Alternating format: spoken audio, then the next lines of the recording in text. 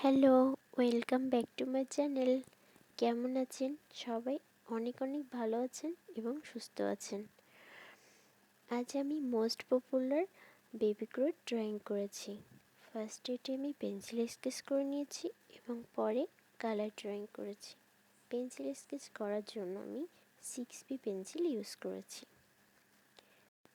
Pencil sketch complete করার পর আমি মার্কার দিয়ে দাগ টেনে কালার ড্রয়িং করে নিয়েছি।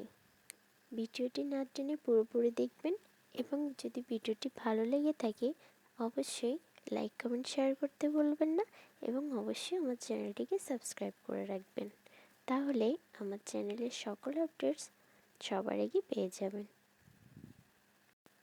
স্টেপ বাই স্টেপ ফলো করলে আপনারাও খুব সহজে এবং কম সময়ের মধ্যে বেবি গ্রুট ড্রয়িং করতে পারবেন।